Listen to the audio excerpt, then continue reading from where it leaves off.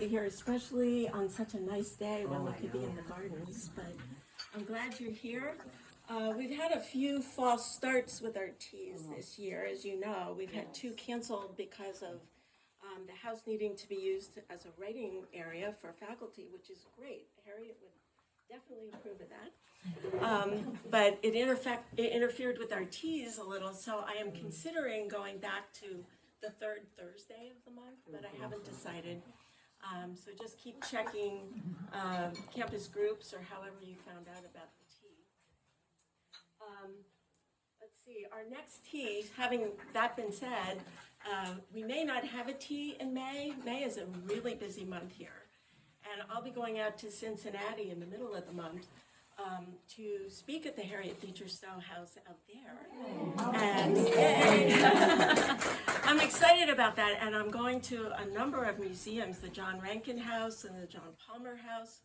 Both, they're very tiny little homes that the Rankin House put up over 2,000 slaves on the Underground Railroad. So I'll be going to see that, and I've signed up for a historical walk, river walk, starting on the Kentucky side, where Harriet actually walked with her children, or her sisters, and actually witnessed a slave auction.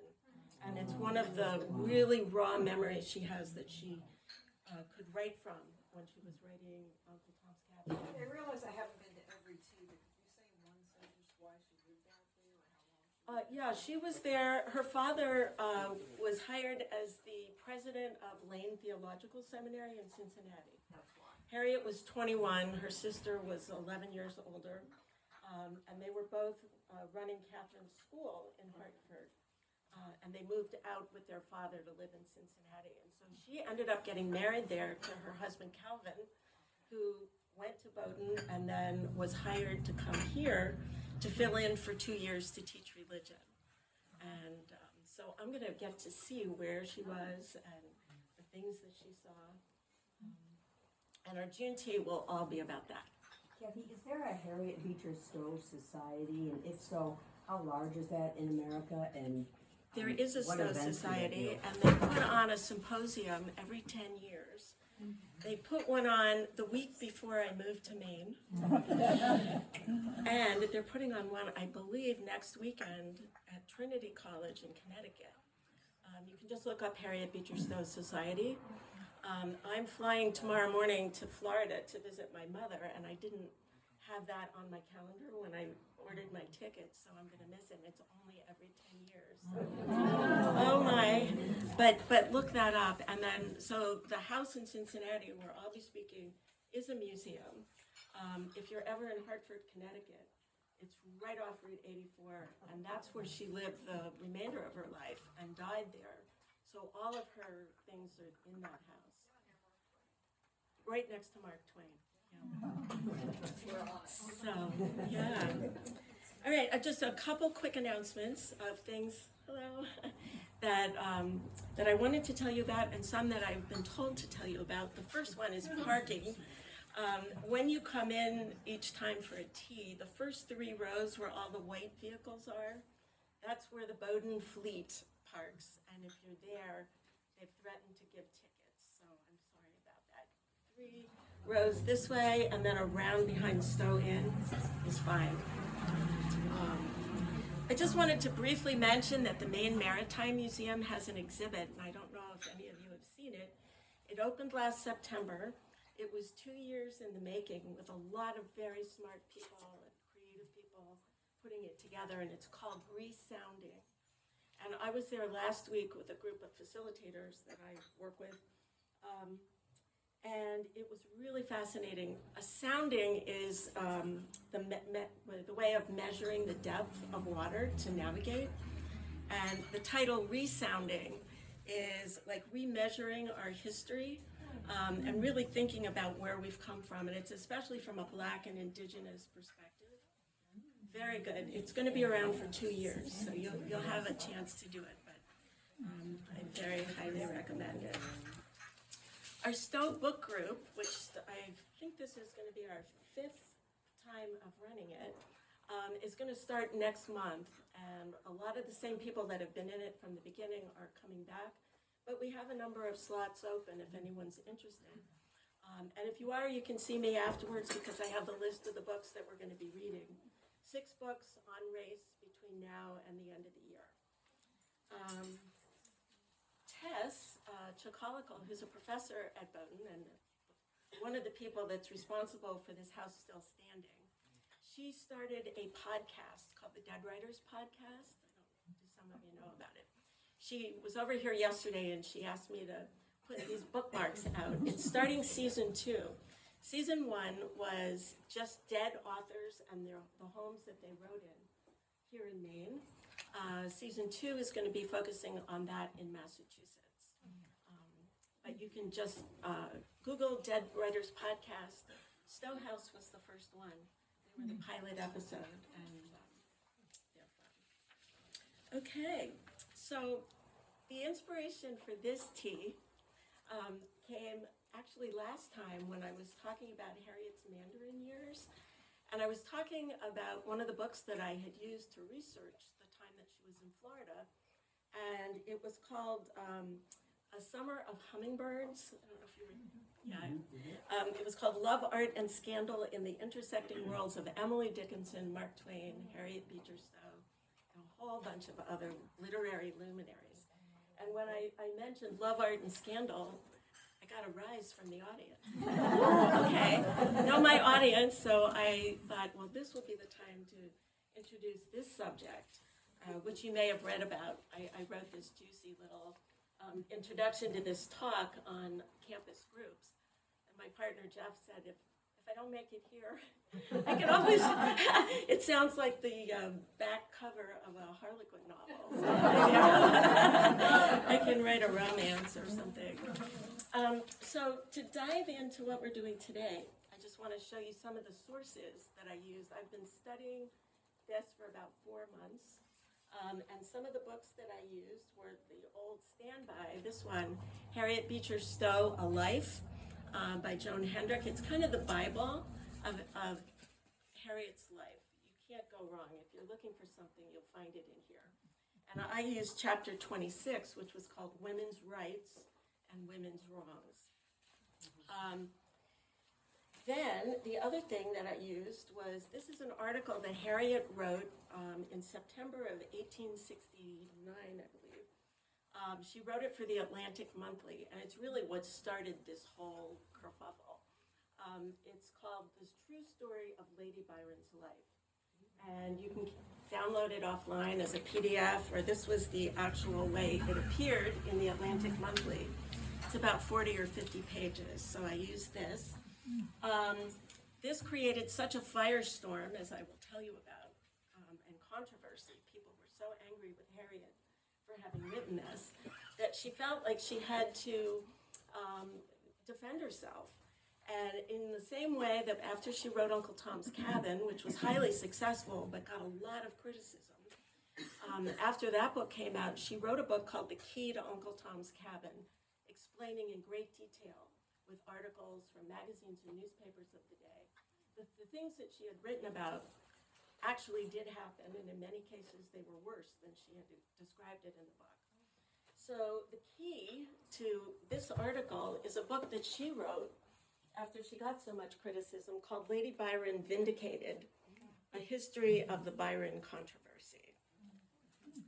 Then another one, which is a good biography. I just have these up here because if anything here today sparks your interest, these are really good places to start to learn more.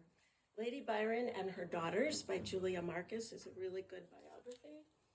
And then, I don't know, this was kind of fun because while digging around, learning about this, because I really didn't know much about this Byron controversy before I started, but in digging around, I unearthed several treasures that I wasn't expecting to find, and one was about Lady and Lord Byron's daughter, Ada, who I knew nothing about. Her name was Ada Lovelace after she got married.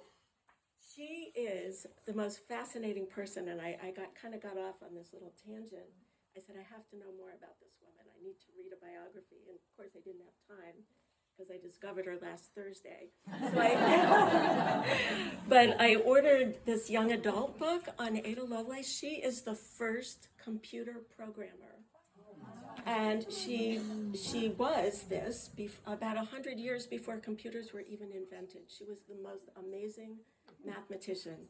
And you'd learn all you really need to learn about her in this little book. So that's where I'm drawing this information. I'm going to give you just a quick rundown on the cast of characters because the stage for this topic is very wide. And so I'll just list them off, and then I'm going to go into each one a little deeper. And as I do that, hopefully this controversy will start to be clear on what actually happened. So there's Lord Byron, the poet, who was born, George Gordon was his name before he got his title. Lady Byron, whose name is Annabella Milbank. Augusta Lee, who is Byron's sister. Oh, should I sit down? Sorry. Byron's half-sister. Ada Lovelace, their daughter. And then I call a group of people the villains in the story. They were Byron's friends, his adoring public, the press, who felt that Byron, even though he had a ridiculously promiscuous lifestyle, and he wasn't a really good person in his private life, but in the eyes of all of the villains, he could do no wrong. And so there's them, there's Byron's lovers. We're going to focus on 3. There were literally hundreds. I'm not kidding, there were. And we're going to focus on 3 in particular. There's our dear Harriet, without whom we would not be talking about this today. And then there's an entire cadre of suffragists and women's rights activists. And this is another piece. I had no idea about this, and this is so rich. I will expound on that. These are people like Elizabeth Cady Stanton, Susan B. Anthony, Mary Wollstonecraft, Victoria Woodhull. These are all people that Harriet got to meet, and they feature in the story. So I'm going to start with Lord Byron, who was George Gordon. He was born in 1788, and he died very young at the age of 36. But he made a big stir for those few years that he was around. He's known as a British poet. He was a major figure in the Romantic movement, and he's regarded as among the finest of the British poets. Now, I want to give you a little background on his family because it gives a little bit of a clue as to his troubled life. So his grandfather was known as Foul Weather Jack. He was a ship captain, and he was sailing around the world somewhere around our American Revolution time, and he got into a really big storm, which he weathered, but I think it might also refer to other things. His father was known as Mad Jack Byron, and he had a foul temper, apparently. He was supremely unfaithful. He drank and he gambled and racked up huge debts, which his wife had to bail them out of because she had money. He left them. He left the family when his wife was pregnant with Byron. So he's not a great character. He left them and nobody ever saw them. Byron never met his father. His great uncle features prominently in this. He was named, and this is how he was referred, Wicked Lord Byron.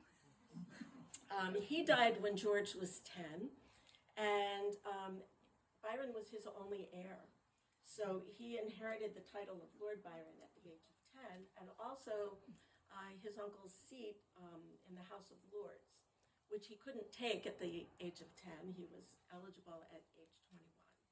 And he actually was late getting there because he was on one of these grand world tours that all the young aristocrats did, so he never made it right by the time he was supposed to be at the House of Lords. Okay, so then Byron's mother, her name was Catherine Gordon. She was a Scottish heiress, and they married for her money, and she had to keep bailing the family out of debt because he gambled so heavily. She sold a lot of her property, and she even sold her title to keep them afloat. However, she is known, and this is a quote, as a woman without judgment or self-command. She was not a good mother. She had mental health issues. She was really unstable. She would alternately overindulge her son to the point of spoiling him to death. And she would also have this very wicked, vicious side to her. She would abandon him, abuse, neglect. She was just very cruel. Byron was very self-conscious because he was born with a club foot, which I've heard of. I never really knew what it was, but it has to do with the tendons in your feet. And some on one side of your foot are much shorter, and so your whole foot curves around, and it's very difficult to walk. He always walked with a limp. And he was very self-conscious about it. Right over there. And when his mother was in a vicious mood, she would tease him mercilessly about it. And they would get in these back and forth fights. And he would call her things like, "You disgusting corpulent pig." She was it would not be fun to have dinner at the Byron household. Despite their love-hate relationship, though, she had enough money, and the fact that she had given up most of her money to cover debts. She spent a lot of money on his education, and he spent 3 years at Trinity College in Cambridge. He wrote poetry. His first book of poetry was written there, and it was a complete flop. It got terrible reviews from critics. And that only spurred him on to do a better one next time and get back. He had a very cynical way of writing at times, and he would get back at his enemies through his poetry, so he was able to get back at all the critics. But he wasn't a great student, but what he did major in, it says, were boxing, horseback riding, gambling, and sexual escapades of all varieties. He drank to excess. He did recreational drugs such as opium, and he got into debt way over his head. What he had going for him was that he was incredibly handsome, and he knew it. Yeah, this is another picture of him over here. Here's a more brooding, he had a very dark, brooding personality at times, as well as being incredibly charismatic and outgoing. And people just loved him. And he could do nothing wrong. Despite his lifestyle, people always loved him and stood up for him. He had many hidden affairs and more clandestine meetings with men. He was bisexual. And wherever he was, he left a trail of broken hearts, because he was not interested in any long-term relationships, and they would last anywhere from a one-nighter to maybe 2 months. He eventually self-exiled out of England when things started heating up over something that I will get to in a minute. And he went to Greece. Well, he lived in Switzerland for a time, and then he went to Greece to fight. He was trying to get his reputation back and be a hero, and he fought for Greek independence, or he wanted to, but before he actually could get in battle. He died of, it's either malaria or typhoid, and an advanced case of syphilis. But that's him. Lady Byron, his wife, who was born as Annabella Milbank, was born in 1792. Her parents were Ralph and Judith. They were upper class. They were very well educated, had a wonderful reputation. She grew up in a household that was just the opposite of Byron's. She was their only child. They absolutely adored her. And her father, I think, was a member of Parliament, and then became one of the British prime ministers. She was very, very bright, especially in mathematics. And they recognized this early, and they hired a tutor who had been a professor at Cambridge. And she got the full education that any boy would get there. She especially excelled in mathematics, and that's where their daughter Ada gets that. She was a very religious woman, very prim, followed all the rules. She was just the opposite. So it's a very odd match that they would eventually get together, but opposites do attract. So she met Lord Byron at a party that her cousin, Caroline Lamb, was giving. Caroline was married. She was married to William Lamb, who was a member of Parliament. And he was really attracted to her at this party. And in fact, he proposed to her, and she turned him down. But she was very intrigued by him. And so he went right out and started an affair with Caroline Lamb, her cousin. And she was married. Now, she was married to this man. She was only 26. Byron was 24. But she was very bored in her marriage. He was an older man. He was in politics. And she just was very outgoing. And he loved this about her, that she was so forward. She loved that he was very dramatic and that there was chaos everywhere. And it was just like this perfect recipe for disaster. But she's the one that is, if you've ever read about anything about Byron, he's called Mad, Bad, and Dangerous to Know. She was the one that started that. So their affair lasted for about 2 months. It was really hot and strong. But then she wanted complete devotion from him in every way, and that was not in his vocabulary. And they were at a party one time, and she saw him across the room just speaking to another woman, and she had a meltdown. And she took her wine glass and she smashed it. She started cutting her arms and screaming, and that was the end of that relationship with her. At this time, his lifestyle was really spiraling out of control. He was having mental health issues himself. And he started spending a lot of time with his half-sister, Augusta Lee. She was the daughter of his father's second marriage. And they began spending an inordinate amount of time together. And people started talking about this. And she is the one who suggested to him that he really should get married to someone respectable to kind of take the heat off. And he thought, well, that's not a bad idea. So he writes 2 letters at the same day. Because it'll help his chances a little bit. He writes to some woman who immediately writes back and says, no way. And he writes to Annabella, Lady Byron, and she just goes for the bad boy. Her life was very staid and maybe a little bit boring, and so they decide to get married. But it was only to cover up the fact that he was having an affair and then had a child with his half-sister.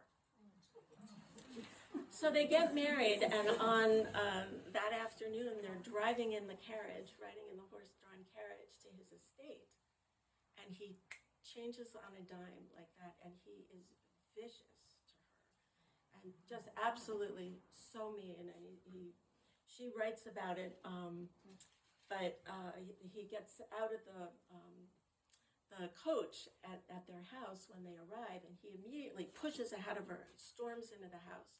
All the staff is standing in the driveway like Downton Abbey, and they were really shocked because they knew something had happened. She gets out of the coach, and her eyes are all puffy, and her cheeks are tear-stained, and they just had a miserable marriage, right from the very first. He's alternately nice at times and really, really vicious. And this was just a pattern of abuse that went through that whole year. She did get pregnant with him, and when the baby was born, who was Ada, the computer programmer, he instantly kicks her out of the house. He orders her to go to her parents' house. He doesn't want to look at her. And so she picks everything up, and she goes there, and she never sees him again. He just assumed that she'd be back, and he did try to coax her back. She wouldn't have any of it. I think you know how you don't want what you have, but then when you don't have it, you really want it. And he was just incredulous that how could somebody not want him?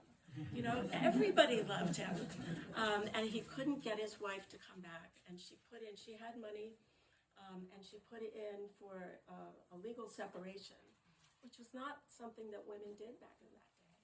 And he was mortified. It was humiliating to him. He was so angry. And this is where the controversy starts, because he starts bad-mouthing her and telling anybody who will listen these horrible lies about her. And so all his friends believe him. You know, it's like in some mean divorces, you know, mutual friends will now take sides. Well, all his friends stood up for him and were very vocal about it. His adoring public was just so upset that Lady Byron would think to leave him, especially when he's talking about how mean she was and how abusive she had been to him. So she spends her life, which was also not very long, well, longer than his, raising her daughter, educating her daughter. And the daughter was just this mathematical genius. And just to give you like 2 sentences worth, she met this man who was a mathematician in the day. His name was Charles Babbage, and it's a really interesting story. He had invented this machine that was almost like, all it did was it could add numbers.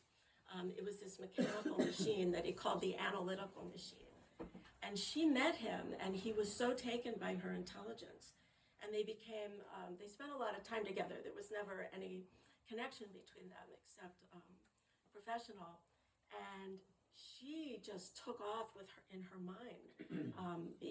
People were usually either very analytical and worked with machines and mechanical, or they worked with math and abstract thinking. She could see both, and rather than seeing the limitations for what this machine could do, because it couldn't do much, she saw all the possibilities because her mind was just going on and on. And this little young adult book about her life is so fascinating because it talks about, she didn't even know about a computer, but she knew what numbers could do. And she knew that if you could program with these cards, these punched cards, which they had, that they couldn't just have to do numbers, they could do almost anything. And so it's really fascinating to read about that. During all this time that she's raising her daughter, she's also a very philanthropic person. She worked with prison reform, she worked with the abolitionist movement, she started schools and orphanages, and she did a lot with the money that she had to help society. She still actually loved her husband, and she would not speak out against him, and so her silence during all these years of her life were interpreted as just proof that she did them, because she couldn't refute them. And so that didn't help her. She becomes friends with Harriet Beecher Stowe. And this happened the year after she left this house. It was 1852, it was 1853, and she was over on her first European book tour, trying to promote Uncle Tom's Cabin. And at a hotel she was staying at, she met Lady Byron at breakfast, and they became instant friends. I mean, she writes about it, that when she met her, her heart was pittering like a schoolgirl. They became kindred spirits, and this was a friendship that they kept all their lives. So let's see. So she had confided some of these untruths to her friend Harriet. But it wasn't until the end of Lady Byron's life that she calls Harriet back again to help her. She had breast cancer and she was in the process of dying. And something else had happened. Byron's last mistress from Italy, before he moved to Greece to fight in the war, his mistress had written a biography, and it just came out. right before Lady Byron died. And she talks about Byron's life and about how awful she starts up all these vicious rumors again about Lady Byron and all these lies, and shows how this woman, whose name was Contessa Guiccioli, she was Byron's savior, and he came to her because Lady Byron was so cold and mean. And Contessa Guiccioli had actually saved his life. So this came out, and it caused an uproar, and it started this whole thing all over again. And Lady Byron did not want to die with people thinking all this about her. So she calls Harriet to her and gives her the entire story. And she's got all the facts and dates and everything in the stack of papers. And she said, what should I do? She didn't want to do it herself. And Harriet said, well, this really needs to be told. Your story needs to be told, but I wouldn't suggest doing it until after you've passed. You know, it's just going to be too painful. And it wasn't long after that Lady Byron died, and Harriet had this, and she felt obligated to clear her friend's name. And she did it by writing this article called The True Story of Lady Byron's Life that appeared in the Atlantic Monthly. Now, the editor of the Atlantic Monthly at the time that she sent this in to them was, I think it was James Fields, was on vacation for 6 months. And so the assistant editor is like, he's got this decision, do I print this? Like, it's gonna get a lot of readers, but it's also gonna get a lot of people very upset because nobody likes to hear anything bad about Byron. So she knows Oliver Wendell Holmes, Harriet does, and she sends him a copy of the story because she knows it's gonna get a lot of criticism. And she writes to him and says, could you please read this and give me your honest feedback? And he writes back and says, I need not say that the story is one of unsurpassing interest and that you've told it in a clear and admirable manner. If I'd found any fault which seemed to me serious, I would have told you unsparingly. For the world will settle on this paper like 3 clouds of pigeons that break the haunches of the trees. When has anything appeared in any periodical so like to attract universal attention and comment? She decided to do it, and it did. People were furious at her for writing about this. First of all, women shouldn't be writing about all these scandalous things and talking about incest. I mean, it was okay for Byron to do it, but it's not okay for Harriet to write about it. And she was expecting a big outcry. She was not prepared for this storm of abuse that was going to fall on her because of this. The Atlantic Monthly subscriptions, within that year, because of this article, they lost 1/3 of their subscribers. Because the subscribers were men, and they just didn't want a woman talking about this. She decides to write the other book, Lady Byron Vindicated, to try to prove all the facts. And she writes, and this sounds like she's speaking to a jury in a trial in a courtroom. She says, I claim and shall prove that Lady Byron's reputation has been the victim of a concerted attack begun by her husband during her lifetime and coming to a climax over her grave. I claim and shall prove that it was not I who stirred up this controversy in the year 1869. I shall show who did it and who is responsible for bringing on me that hard duty of making these disclosures, which it appears to me should have been made by others. And what she was refuting in these pages are things like this that was said by Lord Byron during his life. She is not only a liar, but that she lies for cruel, mean, malignant purposes. She's a moral assassin, and her treatment of me has been like that of the most detestable murderess and adulteress of ancient history.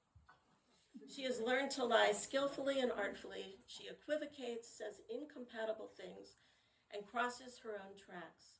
She is double-faced. She has the art to lie, even by her silence.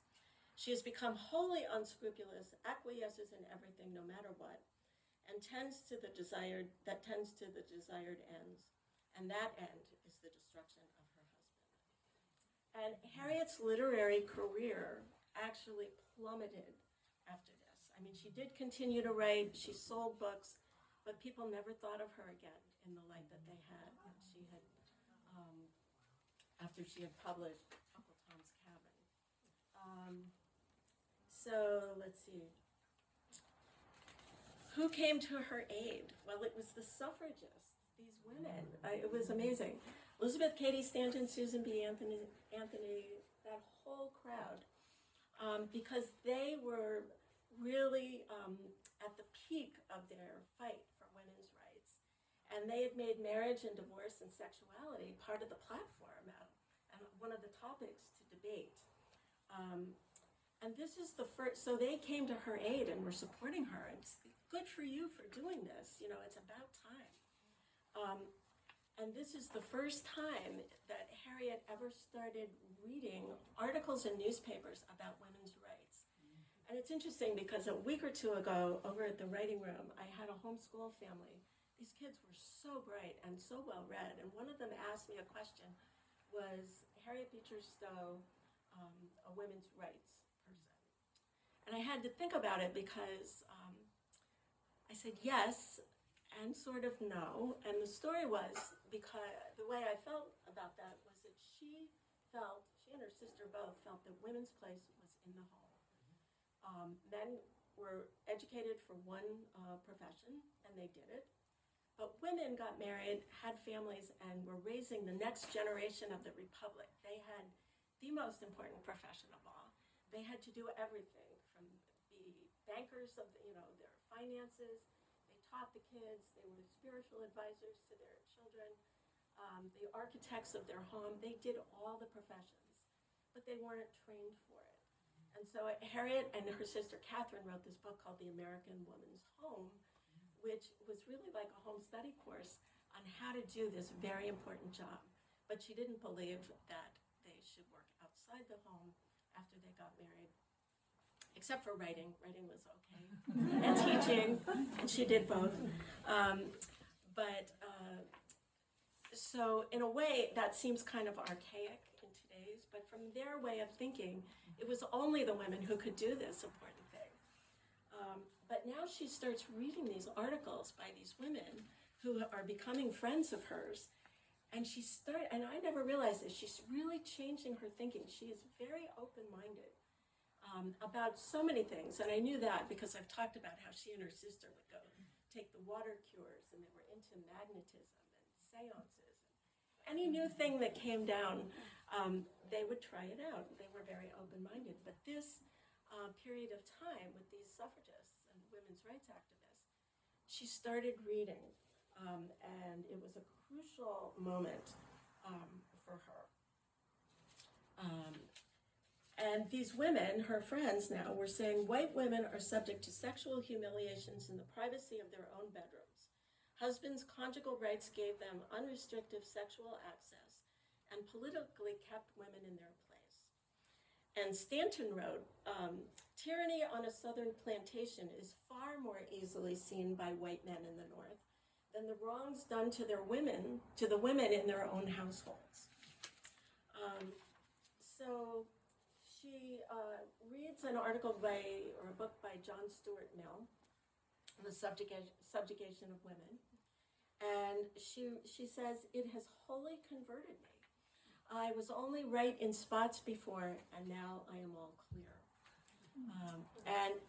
But she couldn't say too much about it. So remember last time, I think I was telling you that she took on a pen name called Christopher Crowe, and she could very safely write under this man's name. So Christopher Crowe says in her book, The Chimney Corners Papers, this question of women and her sphere is now perhaps the greatest of the age. We have put slavery underfoot, and with the downfall of slavery, the only obstacle to the success of our great democratic experiment is overthrown. Now there seems no limit to the splendid possibilities which it may open before the human race. And in her, another article in Hearth and Home, she writes, John Stuart Mill says all possible reforms have to go through 3 stages: ridicule, discussion, and acceptance. She said the question of women's rights is just passing out of the stage of ridicule and into that a fair, respectful discussion. And And so she's willing to talk about this now and think about women in a different light. Let's see. Well, I'll just read this to you. She says, "You will see that the position of a married woman under English common law is in many respects precisely similar to the Negro slave. The common law, while it gives a husband the free privilege of living apart from his wife if he does not choose to be with her, allows the wife neither the privacy nor retreat from her husband if he proves disagreeable to her." So she's really starting to come around in her thinking. Now, Elizabeth Cady Stanton at this point is becoming really radical, and she's not helping the cause. And she knows it. And a lot of people want her to step down and pass the baton.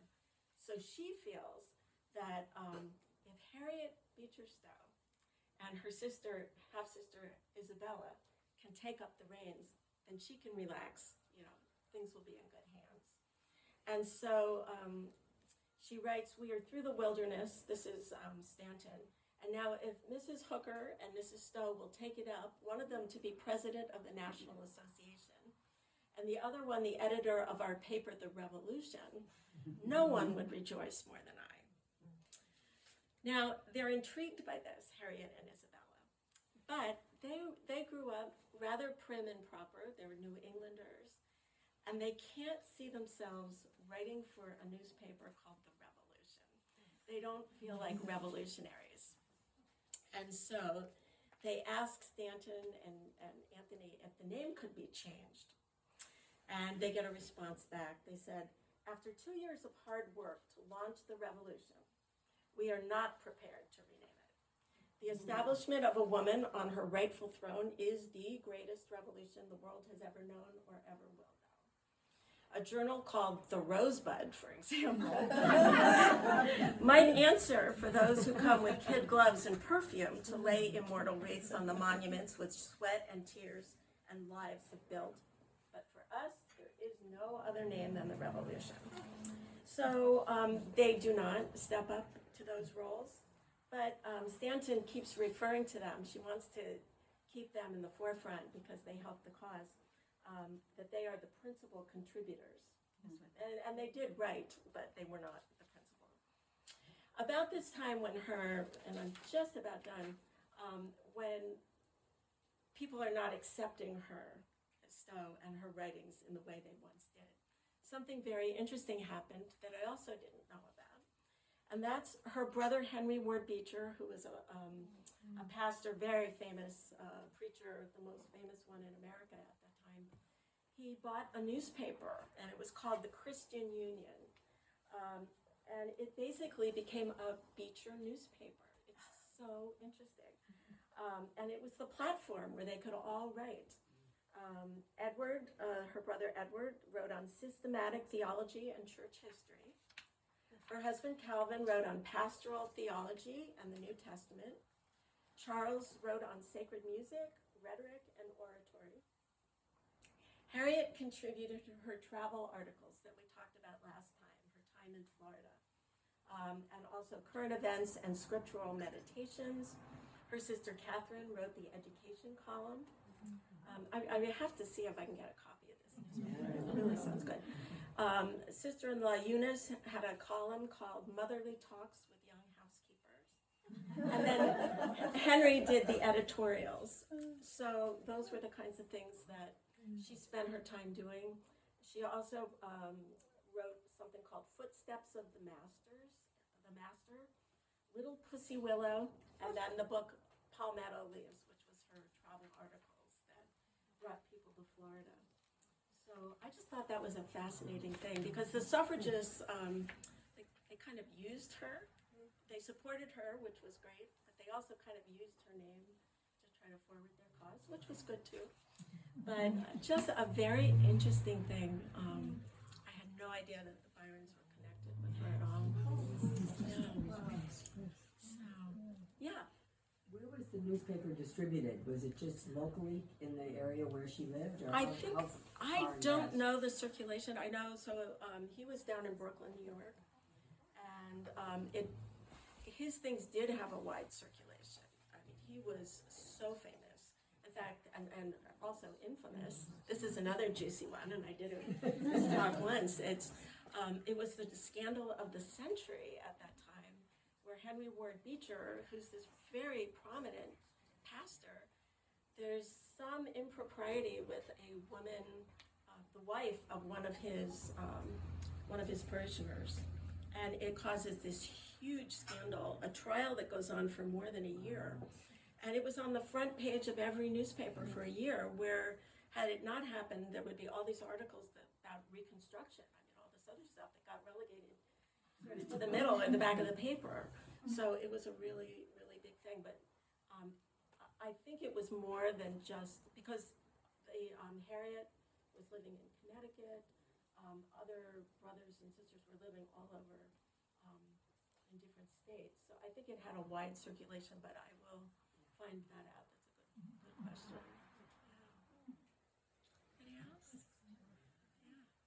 It's a lot. It was a lot to go into, and I mean there was so much more that I haven't even finished researching, but it was a very interesting topic. So yeah, there was something, and I just think the thing that I take away from it is again her character. That she felt like she had to do what she felt called. She had this burden to speak up for someone who couldn't speak up for herself, and to right a wrong, even at the peril, her own peril. And she did it. She knew she was going to get a lot of flack for it, and she did it. Do you have any insight into how she could do all these extraordinary things as a woman that very few other women were doing, yet not fully identify with the women's movement? Well, I think it was because, as I said, she felt she was really focused in the home. But she was doing all this other stuff. Well, she was in Europe, traveling around to promote the book. I don't know, were you here last time for the Florida talk? I mean, she did so much down there. She started the snowbird movement, basically. She was an environmentalist because she brought all these people down, then the environment was getting trashed by them, and she felt bad about it, so she started talking about preservation. She started a school, she started a church. I think she always, and this is one of the things that I admire most about her, is that she always felt you have to do what you can do. And I mean, when she was here writing Uncle Tom's Cabin, she didn't feel it was very much. I mean, she was running a school, her husband was in Cincinnati that first year, she put up a fugitive slave. She's writing stories until then she started focusing on Uncle Tom's Cabin. She's got 6 children, one of them just a newborn. She started a school because she's homeschooling her children. And she had no idea when she did any of these things that they would have the impact, the huge, wide impact that they did. She just did what she could with the gifts she had, the time she had to do it in. And she did it without a lot of formal education. She had no money for most of her life, no time. All the things that we think of as valid excuses. She had so much tragedy, and yet she did it. So, yeah, I like her. As you can tell. So, yeah, so thank you for coming. There's lots of cookies out there.